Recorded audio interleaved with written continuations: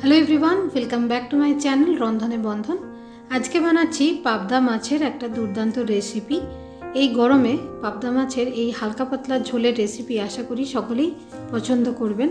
তো চলুন শুরু করা যাক রেসিপিটা। ভালো লাগলে অবশ্যই একটা লাইক, কমেন্ট, শেয়ার, সাবস্ক্রাইব করে রাখবেন রন্ধনে বন্ধন চ্যানেলটিকে। তো এখানে 4টে পাবদা মাছ নিয়েছি। পাবদা মাছের এই রেসিপি করার জন্য এখানে টমেটো, পেঁয়াজ, কাঁচা লঙ্কা, আলু সব কিছুই নিয়েছি। তো এবারে পাবদা মাছটাকে একটু নুন হলুদ দিয়ে ভালো করে মাখিয়ে নিচ্ছি। মাছটাকে 5 মিনিটের মতন একটু সময় নিয়ে ম্যারিনেট করে রেখে তারপর এটাকে ভেজে নিতে হবে। পাবদা মাছ খেতে কিন্তু এমনিতেই খুব সুস্বাদু, তার জন্যে এই রেসিপিটাও একবার এইভাবে বানিয়ে দেখবেন, আশা করি ভীষণ ভালো লাগবে।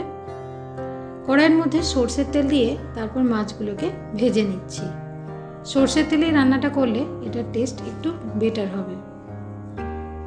এবার একটু এপিট ওপিট লাল লাল করে ভেজে তুলে নিতে হবে। আমার এগুলো ভাজা হয়ে গেল, এক পিঠ উল্টে দিলাম। এবার সবটাই ভাজা হয়ে গেছে। এইভাবে আমি 4টে মাছকেই ভেজে নেব। প্রথমে 3টে ভেজে নিলাম, আরেকটা পরে একটু ভেজে নিচ্ছি, সেটা আর দেখালাম না আপনাদের।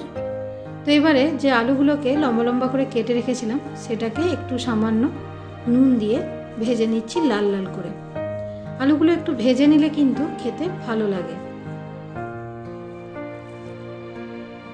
দেখুন আলুর গায়ে সুন্দর একটা কালার ধরে গেছে। লাল লাল করে পুরো আলুগুলোকে ভেজে তুলে রাখলাম। সামনে এই জামাই ষষ্ঠীতে একবার এইরকম রেসিপি একটা বানিয়ে দিতে পারেন, খুব ভালোই হবে। তো এখানে এবার গ্রেভির প্রিপারেশনের জন্য কালো জিরে আর কাঁচা পাকা লঙ্কা দিয়ে দিলাম বেশ খানিকটা পরিমাণে। ফোড়নটা খানিকক্ষণ হয়ে আসলে এর মধ্যে 2টো স্লাইস করে রাখা, কুচি করে রাখা পেঁয়াজ দিয়ে দিলাম। পেঁয়াজটাকেও একটু গোল্ডেন ব্রাউন করে ভেজে নেব। পেঁয়াজটাকে ভেজে নেওয়ার জন্য একটু খানিকক্ষণ সময় নিয়ে ভেজে নিতে হবে। তারপর এরপরে এর মধ্যে দিয়ে দিচ্ছি আমি আদা রসুন গ্রেট করা, এগুলো 1 চামচ করেই দিলাম। এবার সবটা একসঙ্গে ভালো করে একটু মিশিয়ে নিচ্ছি। এবার গ্রেট করে রাখা টমেটো দিয়ে দিচ্ছি এখানে 2টো মিডিয়াম সাইজের। খুব ভালো করে মশলাটাকে এবার একটু ভাজা ভাজা করে কষিয়ে নিতে হবে। এবার কিছু মশলা এর মধ্যে আমি অ্যাড করে দিচ্ছি। এখানে 1 চামচ হলুদ গুঁড়ো, লঙ্কার গুঁড়ো, জিরের গুঁড়ো আর নুন রয়েছে। লঙ্কার গুঁড়োটা তবে কাশ্মীরি লঙ্কার গুঁড়ো, এখানে ঝালটা হবে না, কালারটা হবে। এবার খুব ভালো করে সব কিছু একসাথে মিশিয়ে নিচ্ছি। মশলাটা একটু কষিয়ে নিতে হবে। এই সময় ফ্লেমটাকে একটু বাড়িয়ে নিলাম। ভেজে রাখা আলুটা এই সময় দিয়ে দিচ্ছি। খুব ভালো করে মশলার সাথে আলুটাকেও মিশিয়ে নেব। এই সময় একটু গরম জল এর মধ্যে দিয়ে দিতে হবে যাতে মশলাটা পুড়ে না যায়, তাতে সুন্দর করে একটা গামাখা ভাবও আসবে। আর আলুটা মোটামুটি 70% ভাজার সময় হয়ে গিয়েছিল, এটাও বাকিটা হয়ে যাবে। খুব ভালো করে এটা নেড়ে নিলাম। এবার আমি যতটা পরিমাণ ঝোল রাখতে চাইছি ততটাই জল ঢেলে দিলাম। এখানে 1 গ্লাসের মতন জল আমি গরম জল এর মধ্যে দিয়ে এটাকে একটু ঢাকনা দিয়ে ফুটতে দেব।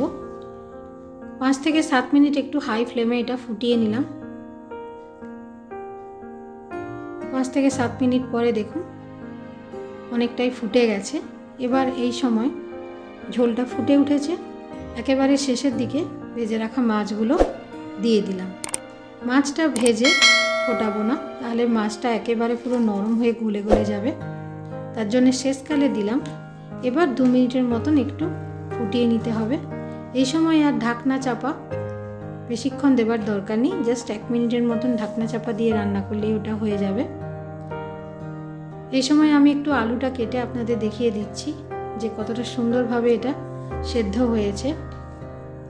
দেখুন আলুটা খুব সুন্দরভাবেই নরম হয়ে গেছে, সেদ্ধ হয়ে গেছে।